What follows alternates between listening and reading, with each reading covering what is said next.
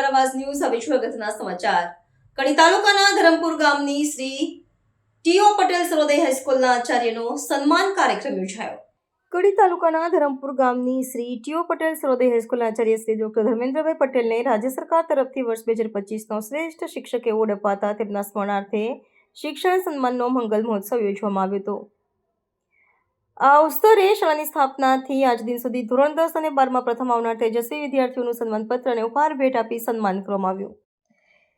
કેળવણી મંડળ ધરમપુર ગામ સમસ્ત અને શાળા થકી યોજાયેલા કાર્યક્રમમાં કડી ધારાસભ્ય રાજેન્દ્રભાઈ ચાવડા મુખ્ય મહેમાન તરીકે ઉપસ્થિત રહ્યા, તો સરકારના ઉત્તમ અધિકારી એવા તુષાર પટેલ અને રાજેન્દ્ર પટેલ આચાર્યના વિદ્યાર્થી તરીકે અતિથિ વિશેષ બન્યા।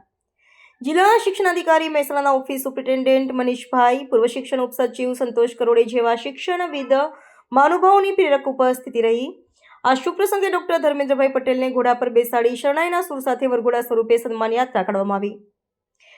આચાર્યશ્રીને ઘોડા પર બેસાડી કેળવણી મંડળના પ્રમુખ ટી.આર. પટેલ, ઉપપ્રમુખ ભગવાનભાઈ પટેલ, મનસુખભાઈ પટેલ, મંત્રી સીએમ પટેલ, સહમંત્રી કાંતિભાઈ પટેલ તથા નરેન્દ્રભાઈ પટેલ, નિયામક મયંકભાઈ પટેલ ઉપસ્થિત મહેમાનો અને ગ્રામજનો તેમની સાથે ચાલ્યા। શાળામાં ગુરુજનો અને બાળકો તેમના પ્રિય આચાર્યના સન્માનમાં આનંદથી નાચ્યા અને તેમને ફૂલડે વધાવ્યા। મોટી સંખ્યામાં ઉપસ્થિત ગ્રામજનો મહેમાનોની હાજરીમાં આચાર્ય ડોક્ટર ધર્મેન્દ્રભાઈ પટેલને ગુલાબનો દીર્ઘહાર પહેરાવી વિવિધ ઉપહાર આપી સન્માનિત કર્યા। આ શુભ પ્રસંગે આખા ગામને અને મહેમાનોને મિષ્ટ ભોજન કરવામાં આવ્યું। ગામની શાળાએ જિલ્લાની ઉત્તમ અને ઉત્કૃષ્ટ શિક્ષણ આપી શાળા બનાવનાર આચાર્ય ડોક્ટર ધર્મેન્દ્રભાઈ પટેલને એનાયત થયેલા એવોર્ડનો આનંદ ગામ અને શિક્ષણ જગતને હૈયાના હેતથી વધાવ્યો। બ્યુરો ચીફ ભાવેશ પરીખ, કડી।